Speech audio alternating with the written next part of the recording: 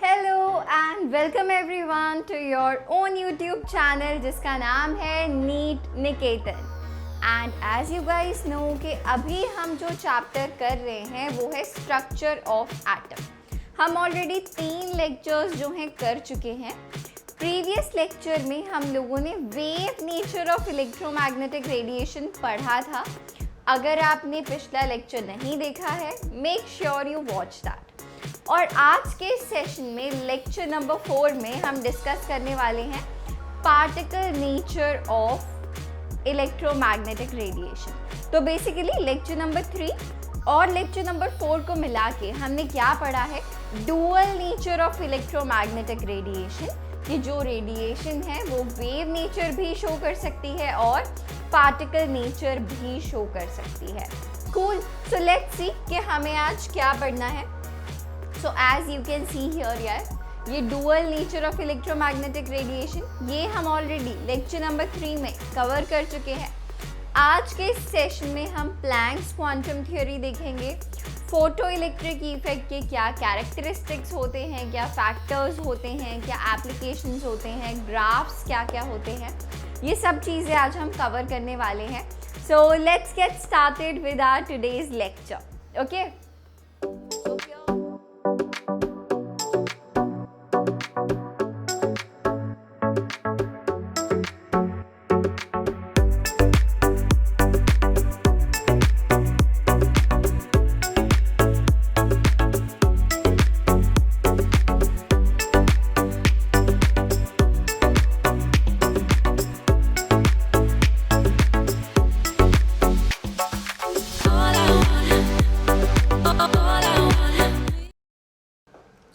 We go. Cool. तो सबसे पहली चीज़ कि हमें पार्टिकल नेचर को एक्सप्लेन करने की ज़रूरत क्यों पड़ी, है ना। हमें पार्टिकल नेचर को एक्सप्लेन करने की ज़रूरत क्यों पड़ी? क्योंकि यार जो वेव नेचर था, वेव नेचर को ही हम क्लासिकल फिज़िक्स भी बोलते हैं। बहुत सारी चीज़ें, बहुत सारे फिनोमेना ऐसे थे जो कि वेव नेचर से एक्सप्लेन नहीं हो पाए। ओके, ऑल्दो इन सब में से जो हमें मेजरली पढ़ना है वो है बेटा ये फोटो इलेक्ट्रिक इफेक्ट। हमें क्या पढ़ना है आज के सेशन में? मेजरली फोटो इलेक्ट्रिक इफेक्ट, सही है। उसके अलावा ब्लैक बॉडी रेडिएशन जैसे कुछ टॉपिक्स जो कि वेव नेचर के द्वारा एक्सप्लेन नहीं हो रहे थे। एक्सपेरिमेंटल डेटा और थियोरेटिकल डेटा बहुत ज़्यादा वेरी कर रहा था, बहुत ज़्यादा डिफरेंस आ रहा था जब आप ब्लैक बॉडी रेडिएशन को स्टडी कर रहे थे। ठीक है, यहाँ पे सिर्फ हम इतना जानेंगे कि ब्लैक बॉडी क्या होती है।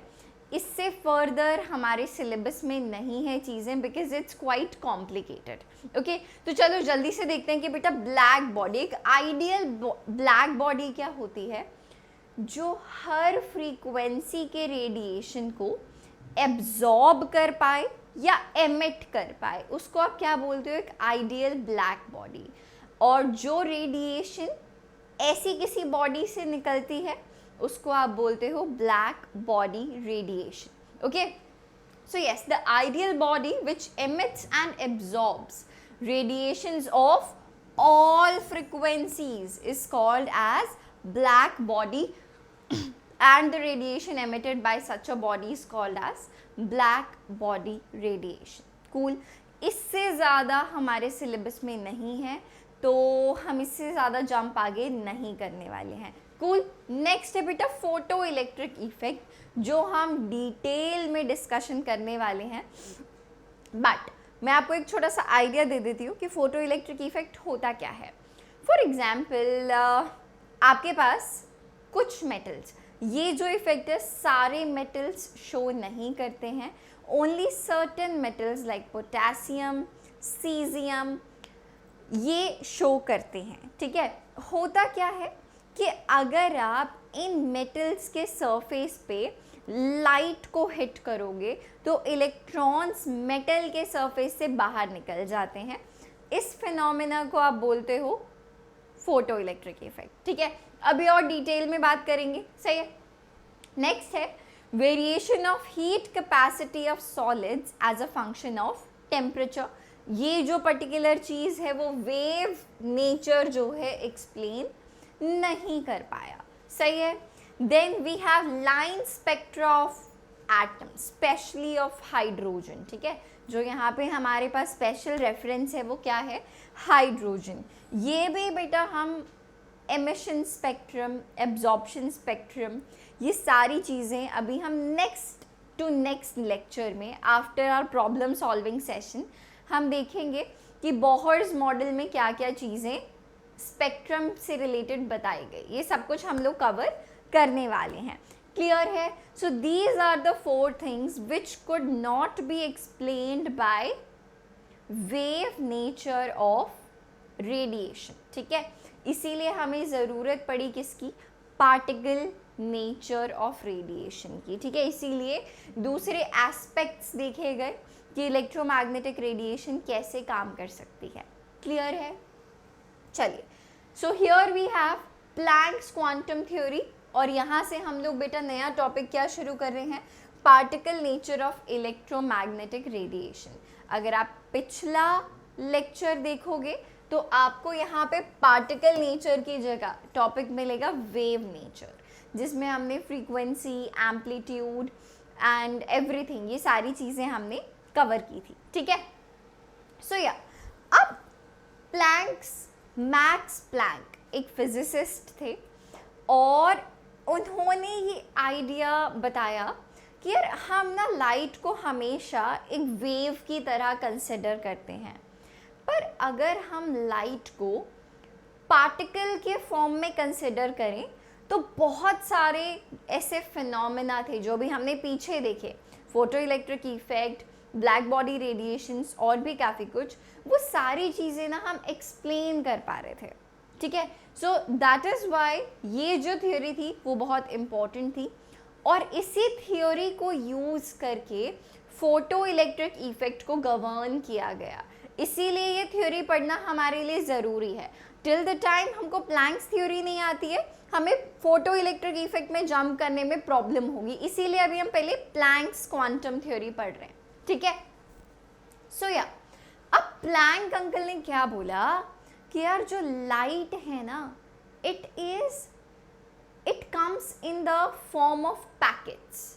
हम जनरली क्या देखते हैं कि लाइट ऐसे वेव की तरह आ रही है, राइट। उन्होंने क्या कहा कि जो लाइट है ना वो बहुत छोटे छोटे पैकेट्स के फॉर्म में आ रही है, लाइट जो है वो बहुत छोटे छोटे पैकेट्स के फॉर्म में आ रही है, बट वो पैकेट्स जो हैं वो इतने फास्ट आ रहे हैं कि हमें ना वो वेव जैसे लग रहे हैं।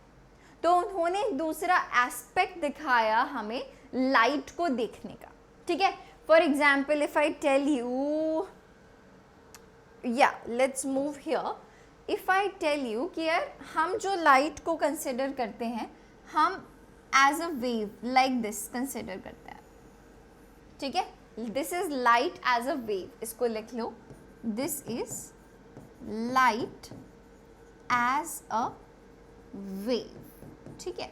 बट प्लैंक अंकल ने क्या बोला कि आप लाइट को एज पार्टिकल्स कंसिडर कर सकते हो, लाइक दिस। और इन पार्टिकल्स को उन्होंने क्या नाम दिया, फोटॉन्स। उन्होंने बोला light as a stream of photons. आप क्या बोलोगे, light as a stream of photons, ठीक है ना। उन्होंने कहा कि यार अगर कोई भी एटम्स या फिर मॉलिक्यूल हैं जो कि एनर्जी को एमिट या फिर एब्जॉर्ब कर रहे हैं, वो कुछ डिस्क्रीट क्वांटिटीज में ही एमिट या एब्जॉर्ब करेंगे। For example 1 packet, 2 packet, 3 packet, like that, ठीक है। सो या चलो देखते हैं क्या लिखा है। ये सब कुछ NCERT से लिया गया है, एंड मेक श्योर कि यार आप NCERT को अपना बेस मान के चलो। फॉर श्योर आप उसको रीड करो अच्छे से, at least twice I would recommend कि आप NCERT पढ़ो। तो इसीलिए जो बेसिक कॉन्सेप्ट्स हैं वो हम यहाँ पे NCERT के थ्रू ही ले रहे हैं, सही है। सो या प्लैंक सजेस्टेड कि बेटा जो एटम्स एंड मॉलिक्यूल्स हैं वो एनर्जी एमिट या फिर एब्जॉर्ब कर सकते हैं ओनली इन डिस्क्रीट क्वांटिटीज, ना कि कॉन्टिन्यूस मैनर में। क्यों? कॉन्टिन्यूस मैनर हम कब देख रहे थे? जब हम लाइट को एज अ वेव कंसिडर कर रहे थे, ठीक है। A belief popular at that time. तो प्लैंक ने एक और चीज, राइट, एक और चीज उन्होंने नाम दिया क्वांटम। अब एक क्वांटम क्या है? It is the smallest amount of energy that could be emitted or absorbed. Photon के पास जो मिनिमम एनर्जी है, जो कि या तो कोई एटम एमिट कर सकता है या एब्जॉर्ब कर सकता है, उसको क्या नाम दिया? एक क्वांटम नाम दिया। That can be emitted or absorbed in the form of what? In the form of electromagnetic radiation, ठीक है। तो उन्होंने क्या कहा, एक बार फिर से देखते हैं। प्लैंक अंकल ने कहा कि जो लाइट है उसको हम as a stream of photons, as a stream of particles, उस पार्टिकल को क्या नाम दिया? फोटोन, ठीक है। It is a stream of photons, जो कि एनर्जी है वो छोटे छोटे पैकेट्स में आ रही है, ठीक है। और जो स्मॉलेस्ट क्वांटिटी है of the energy that could be emitted or absorbed, उसको उन्होंने नाम दिया क्वांटम। सही है, चलिए। So according to this theory, a body can not emit or absorb radiation in the form of continuous energy, यानी कि वेव के फॉर्म में हम कंसिडर नहीं कर रहे हैं। Energy can be taken up और given out as whole number multiples of a definite amount known as quantum, है ना। क्या तो एक क्वांटम एनर्जी, दो क्वांटम एनर्जी, तीन quantum of energy, like that, ठीक है, which is a whole number multiple. अभी हम देखेंगे एग्जैक्टली इसका क्या मतलब है, ठीक है। Light is imagine to consist of stream of particles called photons, ये हम ऑलरेडी देख चुके हैं। Now just give me one moment. या if E is the energy of photon, अगर E है वो हमने क्या लिए? फोटॉन की जो एनर्जी है वो क्या है? E, ठीक है। It's quantum for a particular radiation of frequency nu is given by quantum theory as, कैसे दी जाती है बेटा? ये दी गई, इधर देखिए, जो एनर्जी है, प्लैंक अंकल ने क्या बोला कि बेटा जो एनर्जी है वो डायरेक्टली प्रोपोर्शनल है फ्रीक्वेंसी के। किसके प्रोपोर्शनल है? फ्रीक्वेंसी के, न्यू के, ठीक है। इसको लिख लीजिए, let's write it down. It is directly proportional to frequency, ठीक है। तो आप क्या बोल सकते हो? E is directly proportional to nu, और जब आपने ये प्रोपोर्शनैलिटी साइन हटाया तो प्रोपोर्शनैलिटी कांस्टेंट आएगा, तो आप क्या बोल सकते हो? E is equal to H nu. तो ये एक बड़ा इम्पॉर्टेंट फॉर्मूला हमारे पास आया, जिससे रिलेटेड काफ़ी क्वेश्चंस, डायरेक्ट क्वेश्चंस हमसे पूछे जाते हैं नीट में, ठीक है। Now another relationship which can be established is, you already know कि बेटा फ्रीक्वेंसी और वेवलेंथ का जो मल्टीप्लिकेशन होता है, nu into lambda, it is c, right. तो यहाँ से आप न्यू यानी कि फ्रीक्वेंसी को आप क्या लिख सकते हो? Nu can be written as c by lambda. तो यहाँ पे अगर आप न्यू को सी बाय लैम्डा से सब्स्टिट्यूट कर दोगे तो आपको क्या मिलेगा? E is equal to H C by lambda. तो ये आ गया आपके पास, सही है। Another thing which you know is कि बेटा 1 बाय लैम्डा जो है उसको हम बोलते हैं वेव नंबर। पिछले सेशन में सब कुछ हम कर चुके हैं, जिसको आप डिनोट करते हो न्यू बार से। तो अगर आपने इस 1 बाय लैम्डा को न्यू बार से रिप्लेस कर दिया तो बेटा क्या आ जाएगा? Energy is equal to H c nu bar. तो आप ये 3 तरीकों से यूज़ कर सकते हो, ठीक है। E is equal to H nu, ये देखो सभी चीज़ें यहाँ पे लिखी हुई हैं already. E is equal to H nu, h C by lambda and h c nu bar. This is the wave number. What is it called? It is called as wave number. Clear है? I believe yes. ठीक है. Now another question, ma'am E is equal to H nu तो आपने लिख दिया. अभी H क्या है? H है प्रोपोर्शनैलिटी कांस्टेंट. H क्या है बच्चे? It is a proportionality constant जो कि प्लैंक अंकल ने दिया और उन्होंने अपने नाम पे इसका नाम रख दिया. So it is called as Planck's constant, जिसकी वैल्यू होती है बेटा 6.6 into 10⁻⁻34 joule seconds. This is the value of Planck's constant. ये वैल्यू आपको पता होनी चाहिए. यूनिट्स होती है जूल सेकेंड्स. ठीक है, क्लियर है? I believe yes. With this theory, Planck was able to explain the distribution of intensity in the radiation from black body as a function of frequency or wavelength. तो इस theory के को use करके Planck uncle ने black body radiation को explain कर पाए and even Einstein uncle फिर फोटो इलेक्ट्रिक इफेक्ट को एक्सप्लेन कर पाए. तो इसीलिए यार ये थ्योरी हमारे लिए बहुत इम्पॉर्टेंट है. मोर ओवर अगर सिलेबस के पर्सपेक्टिव से बात की जाए तो आपके पास इससे रिलेटेड जो ये लिखा है काफ़ी क्वेश्चंस, काफ़ी MCQs डायरेक्टली पूछे जाते हैं. ठीक है, I believe it's cool, it's all right.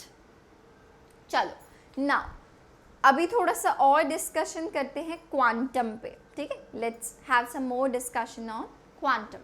तो हमने देखा कि स्मॉलेस्ट अमाउंट ऑफ एनर्जी है ना, जो मिनिमम एनर्जी है जो कोई फोटोन एमिट या एब्जॉर्ब कर सकता है इन the form of electromagnetic radiation, है ना.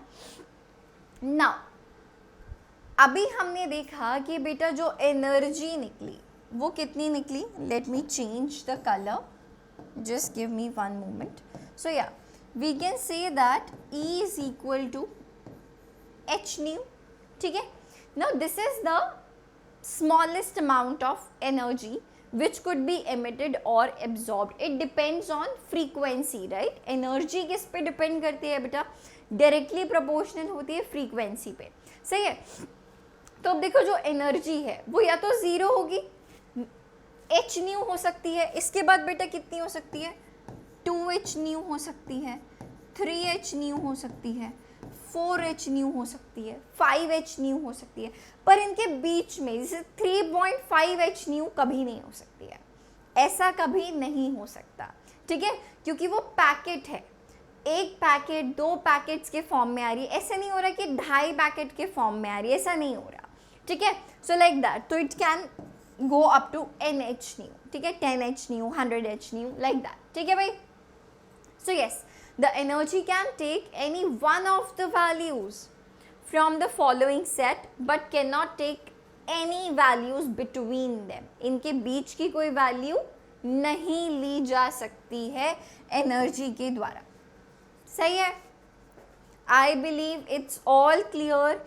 इसमें आपको कोई डाउट, कोई परेशानी नहीं है.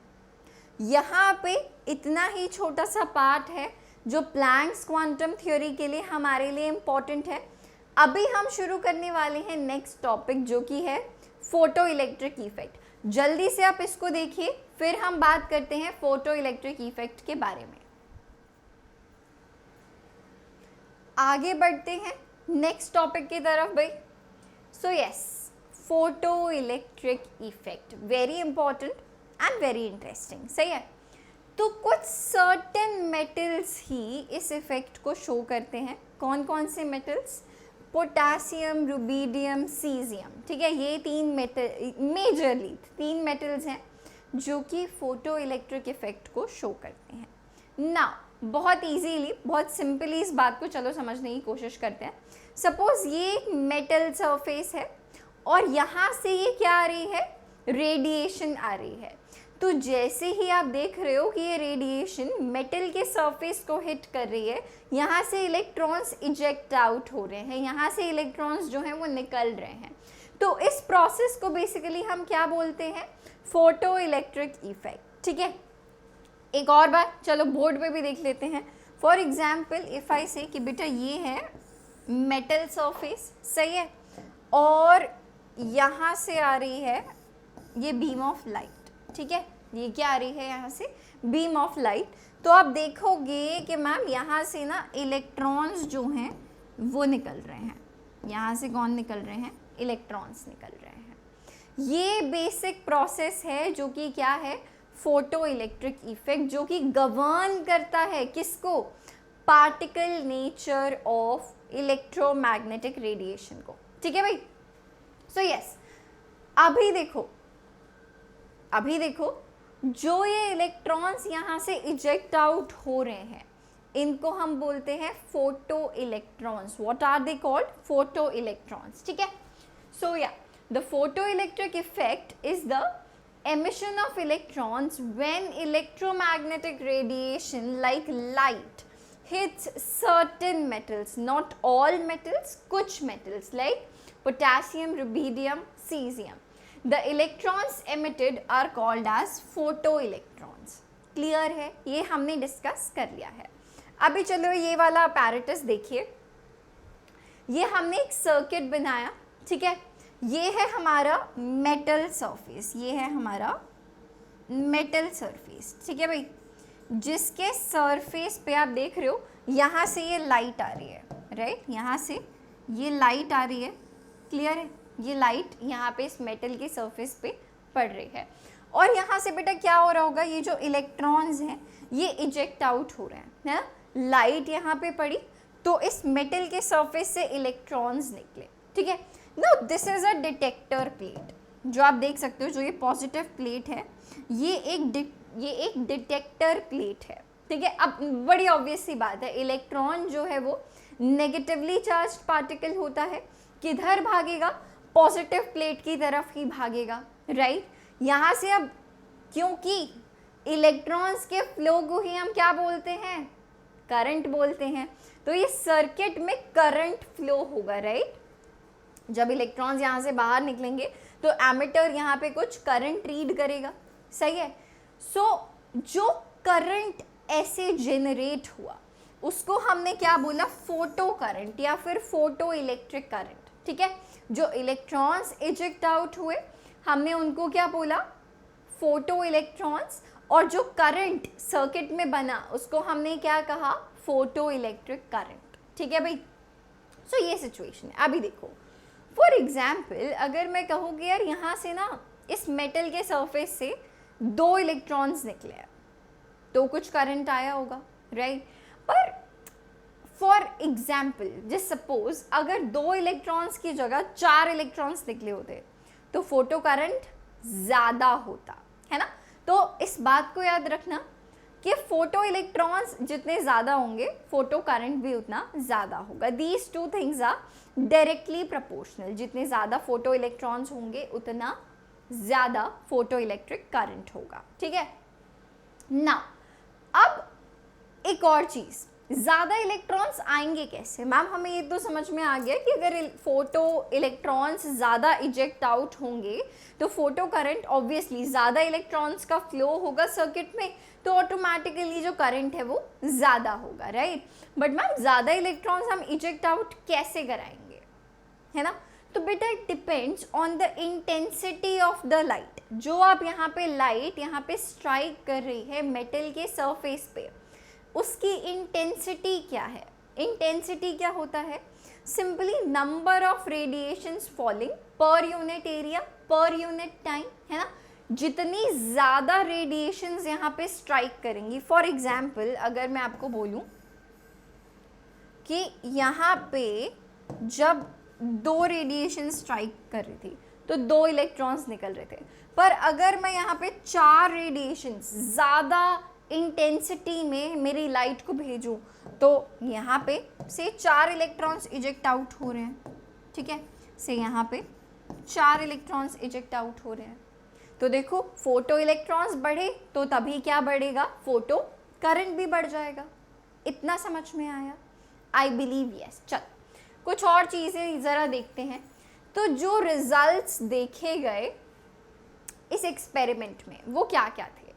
सबसे पहली चीज़ देखी गई कि ये जो प्रोसेस है फोटो इलेक्ट्रिक इफेक्ट जब देखा गया, it is an instantaneous process, यानी कि तुरंत क्या हो रहा है, द मोमेंट ये लाइट इस सरफेस पे स्ट्राइक करी, तुरंत इलेक्ट्रॉन्स इजेक्ट आउट हो गए. So there was no time lag between when the light was falling on the metal surface and the ejection of electrons. There was no time lag. तो आप क्या बोल सकते हो, that it is an instantaneous process. आप यहाँ से क्या बोल सकते हो कि क्या है बेटा, एक इंस्टेंटेनियस प्रोसेस है.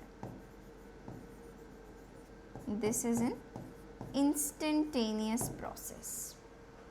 सही है. देख लेते हैं जरा क्या लिखा है. The electrons are ejected from metal surface as soon as the beam of light strikes the metal surface.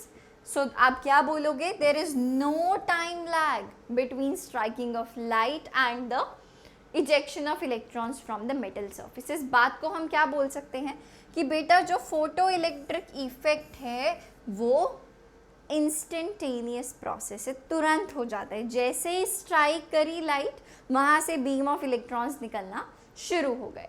Clear है. Now the number of electrons ejected, कि कितने नंबर ऑफ इलेक्ट्रॉन्स निकले, ये अभी हम ऑलरेडी बात देख चुके हैं, is directly proportional to the intensity और ब्राइटनेस ऑफ लाइट. ये भी देखो, अभी हमने जस्ट बात पीछे देखी थी कि जब intensity, number of radiations falling per unit area per unit time, intensity जितनी ज़्यादा होगी, फोटो इलेक्ट्रॉन्स उतने ज़्यादा इजेक्ट आउट होंगे. हमारे सर्किट में जितने ज़्यादा इलेक्ट्रॉन्स का फ्लो होगा, उतनी ज़्यादा फोटो इलेक्ट्रिक करंट देखा जाएगा. सही है. तो देखो, ये सब कुछ आपको समझा दिया गया है. अभी हम एक और चीज़ डिस्कस करेंगे, काफ़ी चीज़ें डिस्कस करेंगे इनफैक्ट. चलो नेक्स्ट चीज़ और देख लेते हैं. अभी देखो, अब जो ये इलेक्ट्रॉन्स का बाहर निकलना है, इंटेंसिटी पे कैसे डिपेंड किया हमने देखा. Now there is one more factor. अच्छा चलो यहाँ पे लिस्ट डाउन कर लेते हैं. जो पहला फैक्टर हमने देखा फोटो इलेक्ट्रिक इफेक्ट में, वो क्या था बेटा, intensity. What is it, it is intensity. ठीक है. Now the second factor which is coming into the picture, it is frequency. What is it, it is frequency. किसकी फ्रीक्वेंसी, जो आप लाइट यहाँ पे इंसिडेंट कर रहे हो उसकी फ्रीक्वेंसी. अभी हमने प्लैंक्स क्वांटम थ्योरी से देखा कि जो ये लाइट जा रही है as a stream of photons, जो ये लाइट जा रही है, जो फोटॉन्स के पास एनर्जी है बेटा, वो क्या है, वो एनर्जी है मैम एच न्यू. किस चीज़ पे एनर्जी डिपेंड करती है, फ्रीक्वेंसी पे. तो फ्रीक्वेंसी पे energy depends on frequency, right. तो जो ये मेटल सरफेस है, ठीक है, इसके ऊपर जो लाइट इंसिडेंट की गई, ये मेटल की रिक्वायरमेंट है. हर मेटल की अपनी अलग अलग रिक्वायरमेंट है कि अगर मुझ में से, अगर मैं मेटल हूँ, मुझ में से तुमको भाई एक इलेक्ट्रॉन बाहर निकालना है, तो कुछ मिनिमम एनर्जी की लाइट तुम्हें उस मेटल पे स्ट्राइक करनी पड़ेगी. फॉर एग्जाम्पल, जो ये मेटल है, ठीक है, इसको जो मिनिमम एनर्जी रिक्वायर्ड है, वो कह रहे हैं कि यार कम से कम ना, फॉर एग्जाम्पल ये कह रहे हैं कि यार मेरे ऊपर ना 10 इलेक्ट्रॉन वोल्ट की एनर्जी का फोटोन तुम पहले मेरे ऊपर डालो, तभी इलेक्ट्रॉन्स इजेक्ट आउट होंगे. अगर आपने 8 इलेक्ट्रॉन वोल्ट वाली एनर्जी डाली, ऐसे फोटॉन्स डाले जिनके पास एनर्जी कितनी है, 8 इलेक्ट्रॉन वोल्ट, तो फोटो इलेक्ट्रिक इफेक्ट नहीं होगा, फोटो इलेक्ट्रिक इफेक्ट नहीं होगा. सपोज अगर आपने इस मेटल को, जो मिनिमम एनर्जी रिक्वायर्ड होती है बेटा, हम उसको बोलते हैं वर्क फंक्शन. क्या बोलते हैं हम उसको, work function. Let's write it again, it is called as work function. और आप इसको डिनोट करते हो बाय द लेटर फाई. इसको हम से फाई नॉट से डिनोट करेंगे, ठीक है, वर्क फंक्शन. तो जो इस मेटल का वर्क फंक्शन है वो है 10 इलेक्ट्रॉन वोल्ट्स। अगर आपने 8 इलेक्ट्रॉन वोल्ट वाला फोटोन डाला तो यहाँ पे फोटो इलेक्ट्रिक इफेक्ट नहीं देखा जाएगा, सही है। अगर आपने यहाँ पे से 10 इलेक्ट्रॉन वोल्ट इसको चाहिए और आपने 10 इलेक्ट्रॉन वोल्ट्स ही एनर्जी वाला फोटोन डाल दिया तो इलेक्ट्रॉन आराम से बस बाहर निकल जाएगा, उस इलेक्ट्रॉन के पास अपनी कोई एनर्जी नहीं होगी। बट सपोज अगर आपने जो एनर्जी डाली, जो आपने फोटोन डाला वो था 20 इलेक्ट्रॉन वोल्ट का, 10 रिक्वायर्ड है इस मेटल को, पर आपने 20 इलेक्ट्रॉन वोल्ट की एनर्जी वाला फोटोन डाल दिया, स्ट्राइक कर दिया सरफेस पे, तो 10 तो यहाँ पे कंज्यूम हो गया, 10 इलेक्ट्रॉन वोल्ट्स तो इसका वर्क फंक्शन है, कंज्यूम हो गया। बाकी के 10 का क्या हुआ, वो इस इलेक्ट्रॉन के काइनेटिक एनर्जी में कन्वर्ट हो जाएगी, जिसको आप बोलते हो के मैक्स, इलेक्ट्रॉन के काइनेटिक एनर्जी में कन्वर्ट हो जाएगी। सो this is something which is going on here in the photo electric effect, ठीक है। तो जो मिनिमम फ्रीक्वेंसी होनी चाहिए उसको आप बोलते हो threshold frequency. What is it called? It is called as threshold frequency, जिसको आप डिनोट करते हो न्यू नॉट से, you denoted by nu naught, ठीक है। सो टिल द टाइम जो आप फ्रीक्वेंसी की रेडिएशन, जो यहाँ पे आप लाइट स्ट्रीम ऑफ फोटॉन्स डाल रहे हो, उसकी जो फ्रीक्वेंसी है वो थ्रेशहोल्ड फ्रीक्वेंसी से ज़्यादा होनी चाहिए। ये एक कंडीशन है किसकी? फोटो इलेक्ट्रिक इफेक्ट की, ठीक है। क्लियर है? I believe yes. Her metal का अपना वर्क फंक्शन, जो मिनिमम एनर्जी रिक्वायर्ड है उसको इलेक्ट्रॉन को एजेक्ट आउट करने के लिए, उससे ज़्यादा एनर्जी का फोटोन हमें यहाँ पे स्ट्राइक करना पड़ेगा, सिर्फ और सिर्फ तभी फोटो इलेक्ट्रिक इफेक्ट देखा जाएगा, सही है। चलिए और आगे बढ़ते हैं। तो देखो 2 फैक्टर हमने यहाँ पे ज़रा लिस्ट डाउन कर लिए हैं, ये 2 पॉइंट्स हम ऑलरेडी देख चुके हैं। और आगे बढ़ते हैं। For each metal there is a characteristic minimum frequency, चाहे तो फ्रीक्वेंसी कह लो चाहे तो एनर्जी कह लो, है ना, क्योंकि एनर्जी भी किस पे डिपेंड कर रही है? फ्रीक्वेंसी पे ही डिपेंड कर रही है। तो हर मेटल के ऊपर गिरने वाली, हर मेटल स्पेसिफिक है कि मेरे ऊपर जो रेडिएशन आप डाल रहे हो, जो मेरे ऊपर जिस एनर्जी का फोटोन आप डाल रहे हो, उसकी फ्रीक्वेंसी कुछ मिनिमम तो होनी चाहिए, जिसको आप बोलते हो threshold frequency, below which photo electric effect is not observed. ये बात अभी हमने देखी। At a frequency new greater than new not, the ejected electrons come out with certain kinetic energy. अभी हमने देखा ना कि अगर 20 इलेक्ट्रॉन वोल्ट वाला फोटोन डाल दिया तो क्या होगा? 10 इलेक्ट्रॉन वोल्ट्स हमने देखा कि उसका वर्क फंक्शन था, वो वैसे कंज्यूम हो गया। जो बाकी का 10 बचा वो क्या, किस में कन्वर्ट हो गया? उसकी काइनेटिक एनर्जी में, ठीक है। The kinetic energies of these electrons increase with the increase of frequency of the light used. तो जैसे जैसे आप जो लाइट यूज़ कर रहे हो, जो आप यहाँ पर लाइट यहाँ यूज़ कर रहे हो, जैसे जैसे आप उसकी फ्रीक्वेंसी बढ़ाओगे, उसके अकॉर्डिंग क्या होगा? उस इलेक्ट्रॉन के पास जो यहाँ से निकल रहा है, जो ये इलेक्ट्रॉन यहाँ पे निकल रहा है, इसकी काइनेटिक एनर्जी बढ़ती जाएगी, है ना, जितनी ज़्यादा फ्रीक्वेंसी है। क्यों? क्योंकि बेटा जो मेटल को रिक्वायरमेंट है, बार बार एक ही बात अलग अलग तरीक़ों से समझाने की कोशिश कर रहे हैं ताकि आपको समझ में आ जाए, ठीक है, कि बेटा जो एनर्जी, मिनिमम एनर्जी जो इस मेटल को रिक्वायर्ड है इलेक्ट्रॉन्स इजेक्ट आउट करने के लिए, वो आपने दी। जो बाकी की बची वो किस में जा रही है? इलेक्ट्रॉन के काइनेटिक एनर्जी में कन्वर्ट हो रही है, सही है? I believe yes. क्लियर? तो ये हमने कर लिया है। जल्दी से आप एक बार इसको रीड कीजिए, फिर हम हमारे डिस्कशन को आगे बढ़ाते हैं। या ऑलराइट, नाउ अब ऐसा होता क्यों है कि इलेक्ट्रॉन्स बाहर निकलते ही क्यों है? तो देखो इसका जवाब क्या है कि अब आपको पता है कि यार जो भी आपका मेटल सरफेस है ना, उस पर कुछ इलेक्ट्रॉन्स घूम रहे हैं, राइट?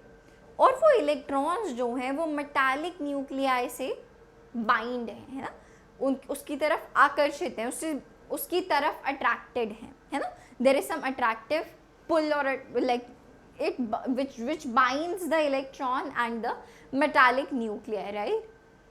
तो जब आप एक certain frequency की लाइट उस पर स्ट्राइक कराते हो तो उस लाइट को electron as an energy use करता है सरफेस से एस्केप आउट करने के लिए, सरफेस से बाहर निकलने के लिए। तो यही बात यहाँ पे लिखी हुई है, पढ़ के भी एक बार समझ लेते हैं। It is important to note that the emission of photoelectrons and the kinetic energy of the ejected photoelectrons is dependent on the frequency of the light that is incident on the metal's surface. Okay, this is something else I believe. जो अभी हम बात कर रहे थे कि ऐसा क्यों होता है, वो आगे एक और एक्सप्लेनेशन होगी। तो ये सभी चीज़ें बच्चे हम देख चुके हैं, जो आपको हम पढ़ा चुके हैं, बता चुके हैं, ठीक है? कि जो फोटो इलेक्ट्रॉन्स बाहर निकलते हैं और जो काइनेटिक एनर्जी फोटो इलेक्ट्रॉन्स के पास इजेक्ट आउट होने के बाद आती है, वो किस पे डिपेंड करता है? देखिए अभी हमने देखा था कि वो फ्रीक्वेंसी पे डिपेंड करता है। जो ये लाइट है इसकी फ्रीक्वेंसी पे डिपेंड करता है। क्लियर है? The process through which photo electrons are ejected from the surface, उसको क्या बोलते हैं? उस प्रोसेस को it is called as photo emission, है ना? जब ये प्रोसेस हो रहा है कि इलेक्ट्रॉन्स जो है सरफेस से एस्केप आउट कर रहे हैं, it is called as photo emission. सही है? चलिए और आगे बात बढ़ाते हैं। Yeah this is the reason कि फोटो इलेक्ट्रिक इफेक्ट क्यों होता है, जो अभी मैंने आपको एक्सप्लेन किया, इसको भी ज़रा पढ़ के देख लेते हैं। आप देख रहे हो यहाँ पे लाइट इंसिडेंट हो रही है मेटल के सरफेस पे और इलेक्ट्रॉन्स इजेक्ट आउट हो रहे हैं, फोटो इलेक्ट्रिक इफेक्ट, ठीक है? It occurs because photo electric effect क्यों होता है? The electrons at the surface of the metal tend to absorb energy from the incident light, है ना? कि उन इलेक्ट्रॉन्स ने लाइट को एब्जॉर्ब किया और उसको यूज किया किसके लिए? To overcome the attractive forces that bind them to the metallic nuclei, और फिर एस्केप आउट कर गया। सही है? आई बिलीव इसमें भी कोई डाउट नहीं है। या सो वेयर वर वी? तो इस तरीके से यार यहाँ पे प्लैंक्स इक्वेशन यूज की गई, जो अभी हमने जस्ट पिछले सेक्शन में हमने पढ़ा प्लैंक्स क्वांटम थ्योरी। तो देखो अब वो कैसे आइंस्टाइन्स फोटो इलेक्ट्रिक इफेक्ट में यूज की गई। देखो अब देखो, सबसे पहली चीज कि फोटो इलेक्ट्रिक इफेक्ट को आप एक्सप्लेन नहीं कर सकते हो अगर आप लाइट को एज अ वेव कंसिडर करोगे, ठीक है? लेकिन अगर आप लाइट को as a stream of photons की तरह ट्रीट करते हो तो आप फोटो इलेक्ट्रिक इफेक्ट को एक्सप्लेन कर पाओगे, ठीक है? As a stream of particles, as a stream of photons, ठीक है? Now these particles of light are called as photons, ठीक है? अब जो इन पार्टिकल्स के पास एनर्जी है, जो लाइट आपने भेजी है मेटल सरफेस के पास, आप उसकी एनर्जी को कैसे बताओगे? अभी देखो हमने पिछले सेक्शन में देखा था कि एनर्जी डायरेक्टली प्रोपोर्शनल है फ्रीक्वेंसी के, तो E is equal to H nu निकल के आया था, फिर हमने E is equal to H C by lambda, like that, है ना? तो जो एनर्जी आपने इंसिडेंट की, आप उसकी एनर्जी बता पा रहे हो कैसे? उसको as a stream of particles, as a stream of photons की तरह जब आप कंसिडर कर रहे हो, तब आप उस स्ट्रीम की, उस स्ट्रीम ऑफ फोटॉन्स की एनर्जी बता पा रहे हो। सो you know all of this, ठीक है? इट इज़ जस्ट कि फोटो इलेक्ट्रिक इफेक्ट में हम क्वांटम थ्योरी कैसे यूज़ कर रहे हैं, प्लैंक्स क्वांटम थ्योरी कैसे यूज़ कर रहे हैं। सही है? Now conditions for photo electric effect, ठीक है, कि फोटो इलेक्ट्रिक इफेक्ट होने के लिए मिनिमम कंडीशंस क्या हैं। हम काफ़ी हद तक चीज़ें ये सभी कुछ डिस्कस कर चुके हैं, एक बार फिर देखते हैं तो आपको आइडिया लग जाएगा और ज़्यादा, ठीक है भाई। सो यस, वर्क फंक्शन या फिर थ्रेशहोल्ड एनर्जी, जिसको बच्चे हम डिनोट करेंगे किससे मैम, फाई नॉट से। इसको हम किससे डिनोट करने वाले हैं, फाई नॉट। नाउ हर मेटल का अपना एक अलग वर्क फंक्शन होता है। अब देखो, सपोज आपके पास दो मेटल्स हैं ए और बी, ठीक है, you have two metals A and B. एक ए का वर्क फंक्शन है, ए का वर्क फंक्शन है से 5 इलेक्ट्रॉन वोल्ट्स, बी का वर्क फंक्शन है 7 इलेक्ट्रॉन वोल्ट्स फॉर एग्जाम्पल, ठीक है। बेटा जिसका वर्क फंक्शन जितना कम है उसमें से इलेक्ट्रॉन्स को इजेक्ट आउट करवाना उतना इजी है ना। ए में फोटो इलेक्ट्रिक इफेक्ट जल्दी देखा जाएगा इन कंपैरिजन टू बी। क्यों? क्योंकि उसको जो एनर्जी रिक्वायर्ड है, जो आप लाइट इंसिडेंट करोगे, जो उसके फोटॉन्स के पास एनर्जी होनी चाहिए, इसको कम रिक्वायर्ड है ना। तो जैसे ही उसको वो मिनिमम अमाउंट ऑफ एनर्जी मिल जाएगा, वो इलेक्ट्रॉन्स को इजेक्ट आउट करना शुरू कर देगा, ठीक है जी। So yeah, it is the minimum energy required to remove the electrons from the surface of metal. Generally जो आप यूनिट यूज़ करते हो वो होती है बेटा इलेक्ट्रॉन वोल्ट, और इलेक्ट्रॉन वोल्ट को अगर आप जूल्स में कन्वर्ट करना चाहो तो ये बहुत इम्पॉर्टेंट कन्वर्जन फैक्टर है जो कि आपको पता होना चाहिए, that 1 electron volt is equal to 1.6 into 10 raise to power -19 joules, ठीक है भाई। Now greater the work function, जितना ज़्यादा वर्क फंक्शन होगा, देखो जैसे कि बी का वर्क फंक्शन ज़्यादा है तो उसमें से इलेक्ट्रॉन को निकालना उतना डिफ़िकल्ट है। Difficult is to eject out the electron, lesser the work function, easier is to eject out the electron। Clear है? बड़ी सिंपल सी बात है, ऑब्वियस। या आप देख सकते हो यहाँ पे ये एनसीईआरटी से ही लिया गया है। लिथियम का work function 2.42, sodium 2.3, potassium 2.25, magnesium 3.7, copper 4.8, Ag 4.3, right. तो सबसे कम यहाँ पे देखो कौन है, पोटेशियम है। तो पोटेशियम में फोटो इलेक्ट्रिक इफेक्ट कराना, पोटेशियम से इलेक्ट्रॉन्स को निकालना, पोटेशियम से इलेक्ट्रॉन्स को इजेक्ट आउट करवाना ईजियर है रादर दैन कॉपर या सिल्वर या बाकी मेटल्स से, ठीक है भाई। और इनमें से सबसे डिफ़िकल्ट कौन है, Ag। सिल्वर से इलेक्ट्रॉन को निकालना बहुत डिफ़िकल्ट है, क्यों? क्योंकि उसका वर्क फंक्शन बहुत ज़्यादा है। क्लियर है? तो देखो ये वही चीज़ है जो अभी मैंने आपको समझाई। The work function is the characteristic of a given metal, ठीक है भाई। हर किसी मेटल का अपना अपना अलग वर्क फंक्शन होता है, ये तो अभी हमने देखा ही। ये वही चीज़ है जो अभी मैंने आपको समझाई। जो आपने एनर्जी इंसिडेंट की, अगर वो कम है किससे, फाई यानी कि हमारे वर्क फंक्शन से, तो फोटो इलेक्ट्रिक इफेक्ट नहीं होगा, no photo electric effect will take place. अगर जो आपने लाइट इंसिडेंट की उसकी energy just equal to photo electric effect है, तो क्या होगा, फोटो इलेक्ट्रिक इफेक्ट होगा, पर जो इलेक्ट्रॉन बाहर निकलेगा उसके पास काइनेटिक एनर्जी नहीं होगी, सही है। और अगर एनर्जी जो हमने इंसिडेंट की वो वर्क फंक्शन से ज़्यादा है तो फोटो इलेक्ट्रिक इफेक्ट तो होगा ही होगा, साथ ही साथ जो इलेक्ट्रॉन इजेक्ट आउट होगा उसके पास कुछ एक्स्ट्रा काइनेटिक एनर्जी भी होगी, सही है। तो ये क्लियर है। देन कम्स थ्रेशहोल्ड फ्रीक्वेंसी, जिसको हम डिनोट करते हैं न्यू नॉट से। We denote this by nu naught. तो वो मिनिमम फ्रीक्वेंसी जो कि इंसिडेंट लाइट के पास होनी चाहिए, that will produce the photo electric effect, है ना। वो मिनिमम फ्रीक्वेंसी जो कि हमारी लाइट के पास होनी चाहिए ताकि फोटो इलेक्ट्रिक इफेक्ट देखा जाए, ऑब्जर्व किया जा सके, उसमें उस मेटल में वो फोटो इलेक्ट्रिक इफेक्ट हो, ठीक है। तो हर मेटल के लिए अलग अलग थ्रेशोल्ड फ्रीक्वेंसी होगी, ठीक है भाई।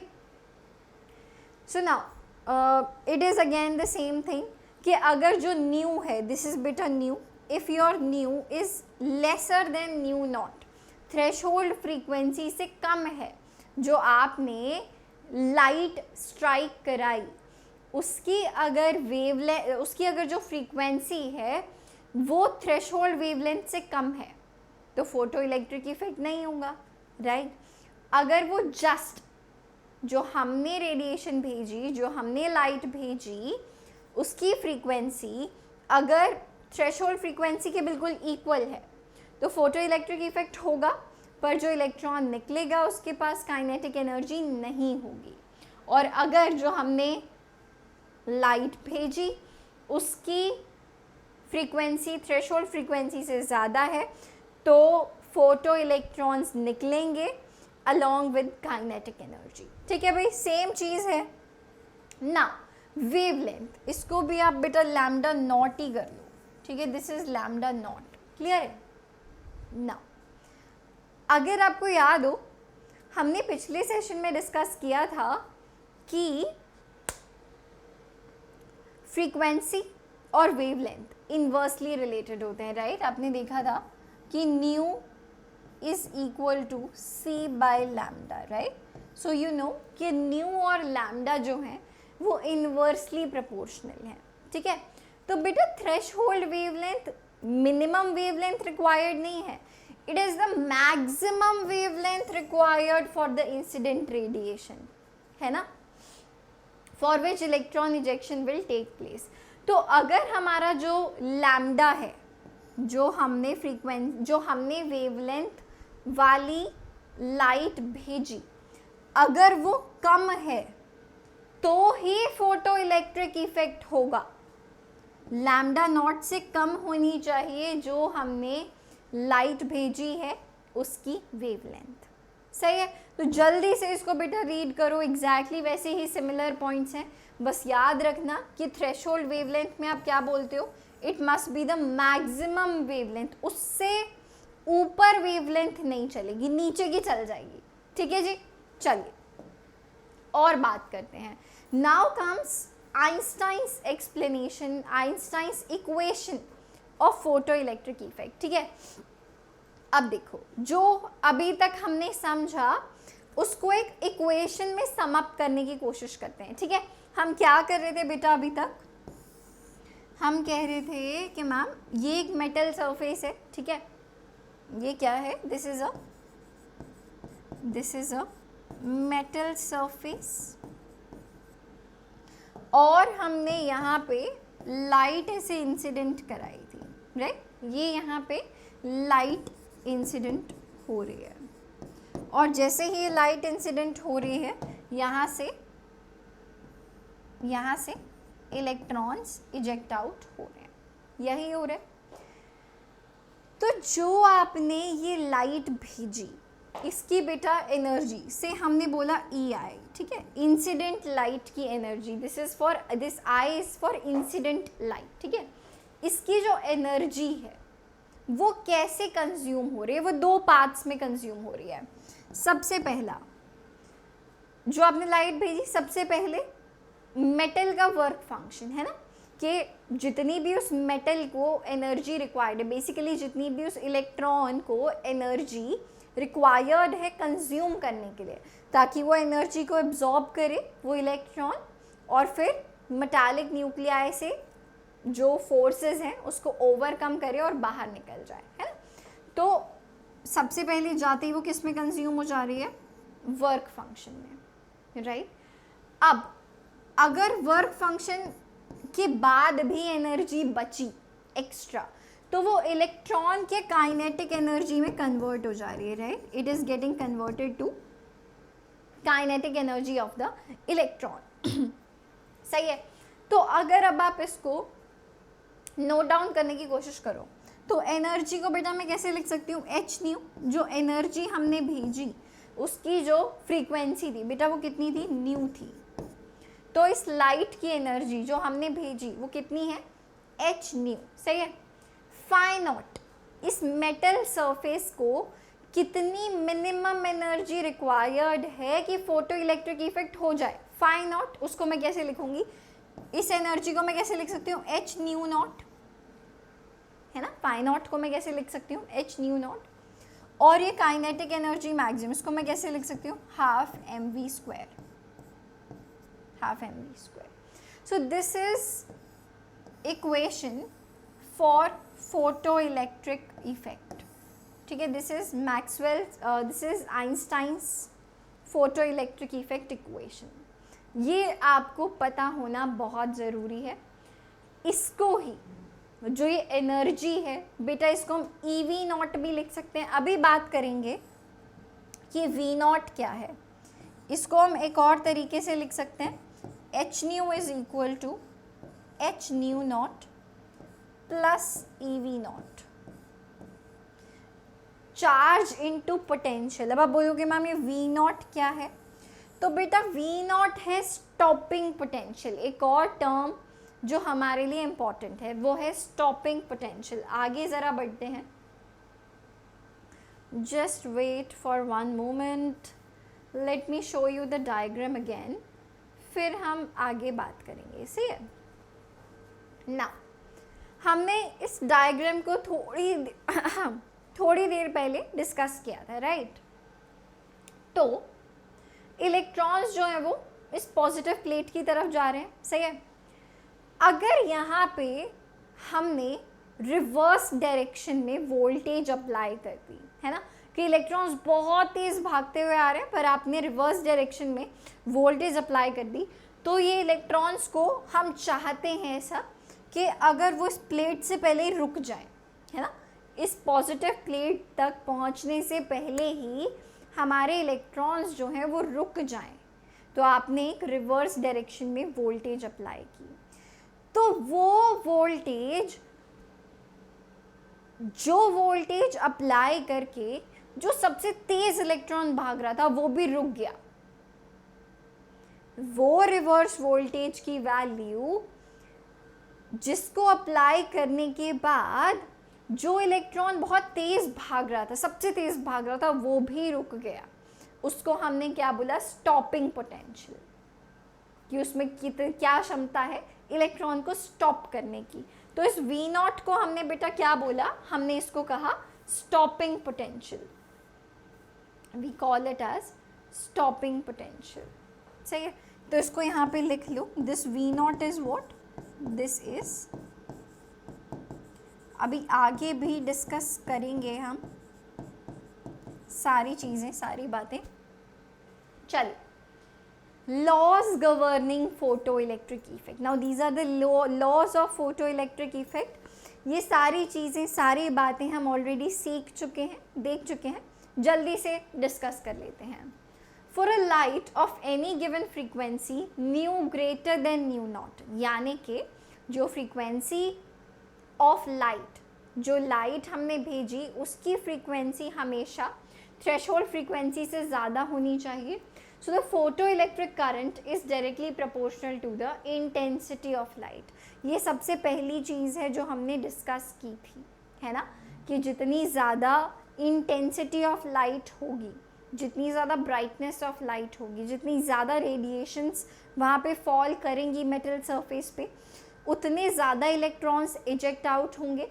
जितने ज़्यादा इलेक्ट्रॉन्स इजेक्ट आउट होंगे उतने ज़्यादा फोटो करंट होगा। तो आप यहाँ से बहुत इजी सी बात बोल सकते हो कि अगर आप करंट और इंटेंसिटी का ग्राफ ड्रॉ करते हो तो वो डायरेक्टली प्रोपोर्शनल आने वाला है। ठीक है, अगर आप करंट और फ्रीक्वेंसी का ग्राफ देखोगे तो वो क्या आएगा, डायरेक्टली प्रोपोर्शनल। ठीक है, चलिए आगे देखते हैं। for any given material there is certain minimum energy, minimum frequency या minimum energy. क्यों? क्योंकि एनर्जी भी सिर्फ और सिर्फ फ्रीक्वेंसी पे डिपेंड करती है. हमेशा याद रखना बेटा, करंट इंटेंसिटी पे डिपेंड करता है और एनर्जी फ्रीक्वेंसी पे डिपेंड करती है. ठीक है. Called threshold frequency below which the emission of electrons, photoelectrons stops completely no matter how intensity of the incident light is. अगर फ्रीक्वेंसी थ्रेशोल्ड फ्रीक्वेंसी से कम है तो नो मैटर आप कितनी ब्राइट लाइट उसके ऊपर इंसिडेंट कर रहे हो, इलेक्ट्रॉन्स एमिट नहीं होंगे.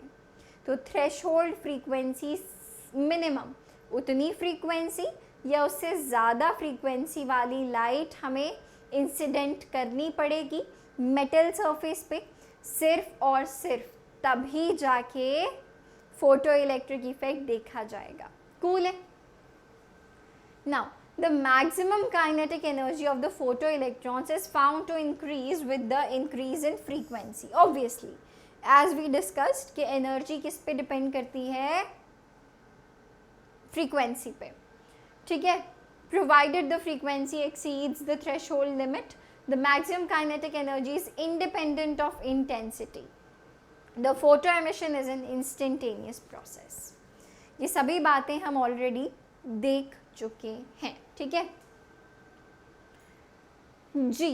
Characteristics of photo electric effect. अब देखो ये सारी वही बातें बार बार रिपीट होंगी जो हम ऑलरेडी हमारे डिस्कशंस में कर चुके हैं. सही है.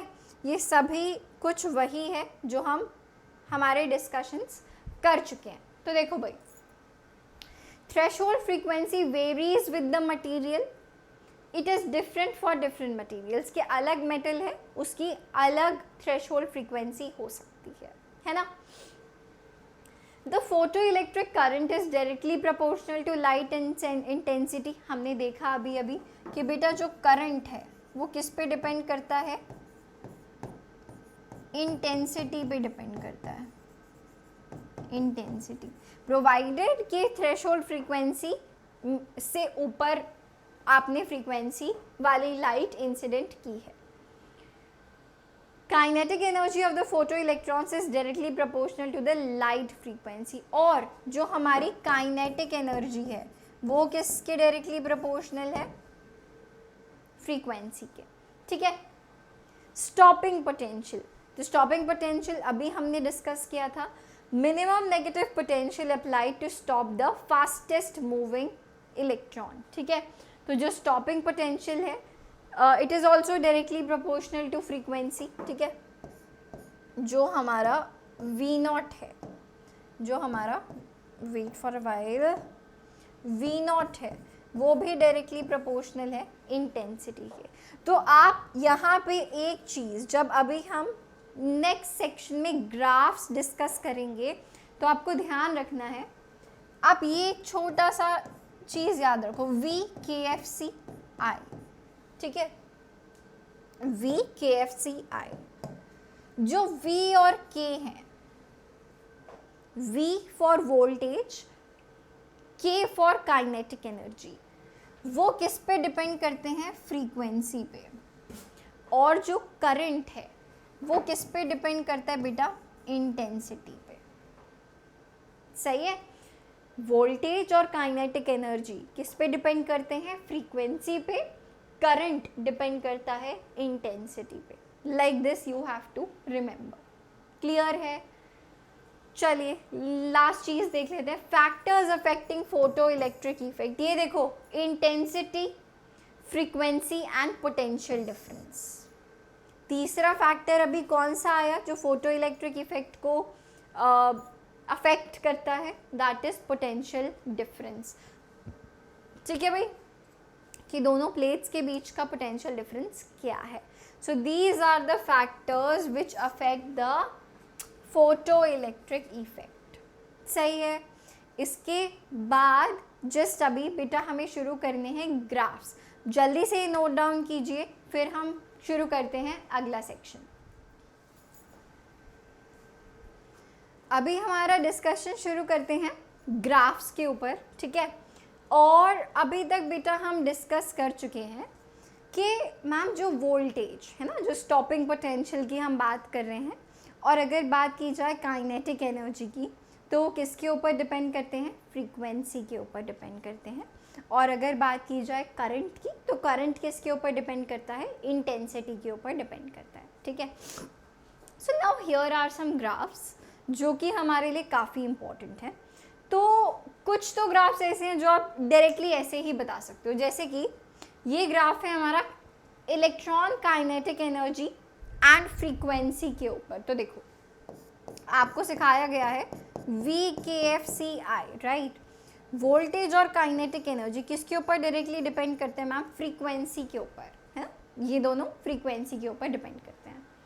तो देखो काइनेटिक एनर्जी और फ्रीक्वेंसी के बीच में ही ग्राफ है, तो बेटा कैसा है, डायरेक्टली रिलेटेड। लेकिन ये रिलेशन कब इस्टेब्लिश होगा, गिवन व्हेन, जब आपने लाइट की जो लाइट आपने स्ट्राइक की है उसकी फ्रीक्वेंसी एटलीस्ट थ्रेशोल्ड फ्रीक्वेंसी जितनी है तब।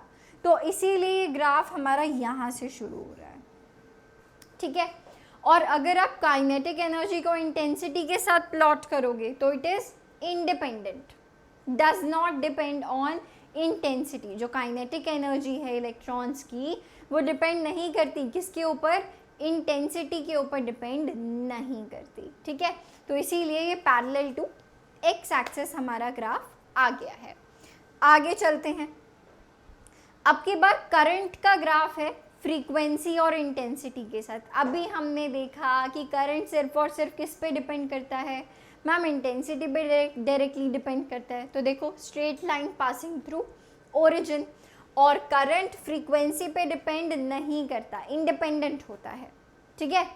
तो मतलब गिवन कि जो तुम्हारी फ्रीक्वेंसी है वो थ्रेशोल्ड फ्रीक्वेंसी से ज़्यादा होनी चाहिए, तभी of course photo electric effect होगा। तो ये आ गया तुम्हारा ग्राफ, सही है भाई। चल और आगे बढ़ते हैं। फोटो इलेक्ट्रिक करंट और टाइम के बीच का ग्राफ बेटा होता है कुछ ऐसा। This is the graph for current and time, कि यार टाइम के साथ साथ जो फोटो करंट है वो बढ़ता गया बढ़ता गया बढ़ता गया, बट कुछ टाइम बाद वो सैचुरेट हो गया करंट, कि जितने इलेक्ट्रॉन्स का फ्लो होना था आपके सर्किट में वो हो गया, and now the current has been saturated. अब वो और ज़्यादा नहीं बढ़ सकता, ठीक है जी। आगे चलते हैं और बात करते हैं इन दोनों ग्राफ्स के बारे में जो कि काफ़ी इम्पॉर्टेंट है, ठीक है भाई। तो यार सबसे पहले अगर हम इस पर्टिकुलर ग्राफ की बात करें, इनफैक्ट पहले अगर दोनों ग्राफ्स को देखा जाए तो आप देखोगे दोनों ही केसेस में आप photo current versus potential difference जो है वो प्लॉट कर रहे हो। पहले सिनेरियो में हमारे पास बेटा क्या है कि फोटो इलेक्ट्रिक करंट को जब हम पोटेंशियल डिफरेंस के साथ प्लॉट कर रहे हैं तब हमारे पास 3 अलग अलग फ्रीक्वेंसी की लाइट है, इंटेंसिटी जो है वो सेम है, सही है। जस्ट गिव मी 1 मोमेंट। इंटेंसिटी जो है वो सेम है।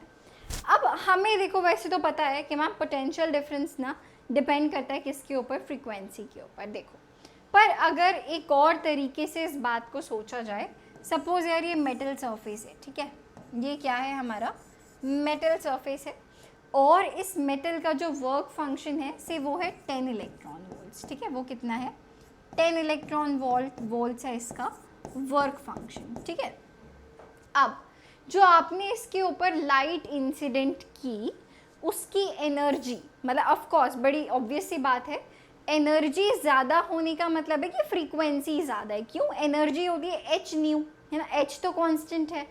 अगर किसी फोटोन की एनर्जी ज़्यादा है इट मीन्स कि उसकी फ्रीक्वेंसी ज़्यादा है।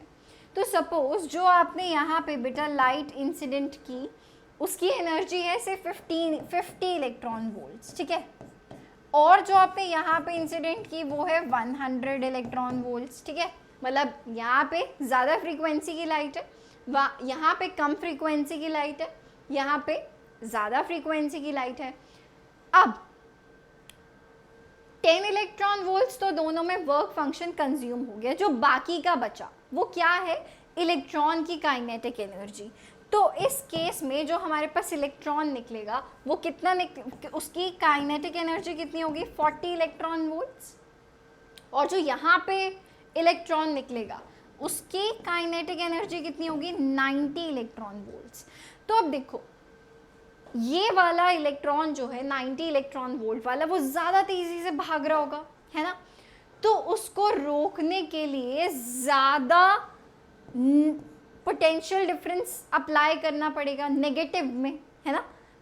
तो इसीलिए जिसकी फ्रीक्वेंसी ज़्यादा है, जो nu3 है उसकी फ्रीक्वेंसी ज़्यादा है, उसके लिए पोटेंशियल डिफरेंस की वैल्यू, जो आप नेगेटिव में पोटेंशियल डिफरेंस अप्लाई कर रहे हो उसकी भी वैल्यू सबसे ज़्यादा निकल के आएगी। तो इसीलिए आप देख रहे हो कि this is the shape of the graph. दोनों ही केसेस में देखो जो ग्राफ की शेप है वो सेम है, राइट। एंड सैचुरेशन करंट का क्या मतलब कि जब सभी इलेक्ट्रॉन्स जो हैं वो सर्किट में आ गए, अब जो है इससे ज़्यादा और करंट नहीं बढ़ सकता, तो वो सैचुरेट हो गया है यहाँ पे, क्लियर है। और देखो अगर यहाँ पे बात करो, जब आपने इंटेंसिटीज अलग अलग ली हैं, ठीक है, सपोज ये I1 है और ये I2 है, ठीक है, तो जब आपने दो अलग अलग इंटेंसिटीज के लाइट लिए, फ्रीक्वेंसी इनकी सेम है, तो बच्चे क्या होगा, अब की बार देखो जो इलेक्ट्रॉन निकला वो दोनों ही केसेस में इक्वल काइनेटिक एनर्जी वाला निकला। तो उसको रोकने के लिए इसीलिए एक ही वैल्यू यहाँ पे हमें स्टॉपिंग पोटेंशियल की रिक्वायर्ड है, ठीक है। सो this is the meaning of the graph. चलिए आगे बात करते हैं, स्टॉपिंग पोटेंशियल वर्सेस फ्रीक्वेंसी का ग्राफ मैम अगर हमें प्लॉट करना है तो कैसे करोगे। तो बेटा इसके लिए आप पहले यूज करते हो फोटो इलेक्ट्रिक इक्वेशन, ठीक है, फोटो इलेक्ट्रिक इफेक्ट के लिए इक्वेशन। तो देखो आपको पता है ऑलरेडी कि मैम जो इंसिडेंट लाइट है वो कैसे कंज्यूम होती है। पहले तो मैम वो कंज्यूम हो जाती है किसके लिए, वर्क फंक्शन के लिए, और अगर कुछ एक्स्ट्रा बचती है तो वो किस में कन्वर्ट हो जाती है, इलेक्ट्रॉन की काइनेटिक एनर्जी के लिए, जिसको हम के मैक्स बोलते हैं, ठीक है भाई, सही है। हमें किस किस के बीच का ग्राफ चाहिए मैम, स्टॉपिंग पोटेंशियल और फ्रीक्वेंसी के बीच का। तो मैंने इंसिडेंट लाइट को बेटा मैं कैसे लिख सकती हूँ, एच न्यू लिख सकती हूँ, इसको फाई नॉट ही रहने देते हैं, प्लस काइनेटिक एनर्जी मैक्सिमम को बेटा मैं क्या लिख सकती हूँ, ई वी नॉट लिख सकती हूँ, है ना, I can write it as E V naught, सही है ना। I can say H nu minus phi naught, इस फाई नॉट को अगर मैं लेफ्ट साइड में ले आऊँ तो H nu minus phi naught it will become equal to E V naught, ठीक है। अगर मैं इस इक्वेशन को उल्टा कर दूँ, सो व्हाट कैन आई से, अगर मैं ई को इधर ले आऊँ, है ना, ई को लेफ्ट साइड में, तो I can say ma'am V naught is equal to H nu by e minus phi naught by e, ऐसा लिख सकती हूँ, बिल्कुल मैम लिख सकते हैं। एच भी कांस्टेंट है और ई की वैल्यू भी कांस्टेंट है, तो मैं बोल सकती हूँ मैम वी नॉट किसके इक्वल आ गया, एच बाई ई, ये constant value nu minus phi naught by e, ऐसे लिख सकते हैं, यस मैम लिख सकते हैं। अभी देखो अगर आप इसको कंपेयर करोगे तो देखो it is equal to y is equal to m x plus c की वाली इक्वेशन, स्ट्रेट लाइन इक्वेशन आ गई ना। तो देखो y यहाँ पे क्या है, ये देखो तुम्हारा स्टॉपिंग पोटेंशियल, x क्या है, फ्रीक्वेंसी, x क्या है बच्चे, फ्रीक्वेंसी। तो देखो y is equal to m x plus c वाली इक्वेशन आ गई। तो देखो जो आपका y इंटरसेप्ट है, जो आपका y इंटरसेप्ट है, आप देखोगे कि वो नेगेटिव में आ रहा है। तो बच्चे देखो जो ये y इंटरसेप्ट है ना, इसकी वैल्यू यहाँ पे क्या निकल के आएगी, इसकी वैल्यू निकल के आएगी फाई नॉट बाई ई, इसकी वैल्यू निकल के आएगी फाई नॉट बाई ई। और जो m है, m is your slope, right. अगर ये एंगल थीटा है तो आप क्या बोल सकते हो कि मैम जो ये स्लोप की वैल्यू आएगी tan theta, this will be equal to h by e. ये वैल्यू किसके इक्वल आएगी निकल के, h/e। ये बहुत बार क्वेश्चंस पूछे जाते हैं कि स्टॉपिंग पोटेंशियल और फ्रीक्वेंसी के ग्राफ में स्लोप की क्या वैल्यू होगी या फिर तुम्हारे y इंटरसेप्ट की क्या वैल्यू होगी। तो इस तरीके से बेटा हमने स्ट्रेट लाइन इक्वेशन का ग्राफ बनाया इस इक्वेशन को यूज़ करके, ठीक है। फोटो इलेक्ट्रिक इफेक्ट की इक्वेशन को यूज़ करके हमने ये स्ट्रेट लाइन ग्राफ बनाया। क्यों? क्योंकि y is equal to mx plus c की इक्वेशन आ रही थी, स्ट्रेट लाइन इक्वेशन, जिसमें y intercept phi naught by e आ रहा है और स्लोप जो है वो h/e आ रहा है, ठीक है, माइनस फाई नॉट बाई ई आप इसको बोल सकते हो। इसीलिए ये ग्राफ कुछ ऐसा बना है। क्लियर है? Yes ma'am. आगे देखते हैं kinetic energy versus threshold frequency का ग्राफ, ठीक है, sorry kinetic energy versus frequency का ग्राफ, ठीक है जी। इसके लिए भी हम फोटो इलेक्ट्रिक इक्वेशन का ही यूज़ करेंगे। फिर से देखो भाई, आपको पता है इंसिडेंट लाइट क्या होती है मैम, इस एनर्जी को कैसे कंज्यूम हुई, वर्क फंक्शन में प्लस काइनेटिक एनर्जी मैक्सिमम। हमें किसके बीच का बेटा ग्राफ चाहिए, kinetic energy maximum and frequency के बीच का। तो देखो सबसे पहले मैं इधर काइनेटिक एनर्जी मैक्सिमम को बच्चे हम क्या लिख सकते हैं, E incident minus phi naught, और ये ई इंसिडेंट किसके इक्वल है, H nu minus phi naught में लिख सकती हूँ ना इसको। Yes ma'am. अब देखो y, देखो फिर से वही बन गया, y is equal to m x plus c, m x minus c की इक्वेशन बन गई। ये देखो सेम। तो यहाँ पे बेटा जो ये tan थीटा की वैल्यू है बेटा वो कितनी निकल के आएगी, आप बोल सकते हो मैम इस केस में जो हमारा स्लोप है जो m है वो tan थीटा है, वो कितना निकल के आया, it is equal to h, Planck's constant, it is equal to h। और जो हमारा y इंटरसेप्ट नेगेटिव में निकला बेटा उसकी वैल्यू कितनी है, फाई नॉट। जो ये वैल्यू है कितनी निकल के आएगी, फाई नॉट, यानी कि वर्क फंक्शन के इक्वल। तो क्योंकि ये स्ट्रेट लाइन इक्वेशन यहाँ पे हमने ऑब्टेन कर ली तो इसीलिए हमको ये ग्राफ मिल गया, ठीक है जी। तो ये थे हमारे कुछ important graphs and I believe last है applications of photo electric effect. तो मेजरली बेटा आप इसको सेंसर की तरह, फोटो इलेक्ट्रिक इफेक्ट आप जनरली जहाँ पे भी सेंसर्स का यूज़ होता है वहाँ पे फोटो इलेक्ट्रिक इफेक्ट का यूज़ होता है। आप इसको यूज़ करते हो इलेक्ट्रिसिटी जनरेट करने के लिए सोलर पैनल्स में, lighting sensors, X ray photo electron spectroscopy and then your burglar alarms में यूज़ होता है, and your night vision devices are based on this effect. I believe we are done for today's lecture, right? And one more thing, very important, last thing, note है ये आपके लिए। अभी देखो हमने फिनिश कर लिया लाइट का वेव नेचर और लाइट का पार्टिकल नेचर, ठीक है। तो wave nature is exhibit when it propagates, है ना, जब वेव की तरह वो प्रोपगेट करती है तब आप लाइट का वेव नेचर देखते हो। और कौन कौन से ऐसे फिनोमेना हैं जो लाइट के वेव नेचर को बताते हैं बेटा, वो है डिफ्रैक्शन, इंटरफेरेंस एंड पोलराइजेशन। ये सब कुछ आप वेव ऑप्टिक्स क्लास 12 में पढ़ने वाले हो, ठीक है। डिफ्रैक्शन, इंटरफेरेंस एंड पोलराइजेशन ये ऐसे फिनोमेना हैं जिसको आप एक्सप्लेन करते हो किसके मदद से, वेव नेचर ऑफ लाइट के वजह से। And photo electric effect and Compton effect ये हमारे सिलेबस में नहीं है। इन दोनों इफेक्ट्स को आप कैसे एक्सप्लेन करते हो, particle nature of electromagnetic radiation के नेचर से। So particle nature is visible when radiation interacts with matter, okay. And ऐसे फिनोमेना जो दोनों को ही जस्टिफाई करते हैं, पार्टिकल नेचर को भी और वेव नेचर को भी बेटा, वो क्या है, रिफ्लेक्शन एंड रिफ्रैक्शन। ये आप अपने जूनियर क्लासेस में पढ़ चुके हो, ठीक है।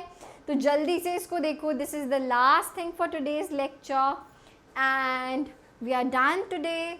Thanks for watching, see you in the next session, जिसमें हम प्रॉब्लम सॉल्विंग सेशन, अगले 1 या 2 सेशंस हमारे प्रॉब्लम सॉल्विंग सेशंस होंगे. So see you in the next session. Till then keep learning, keep watching. Bye.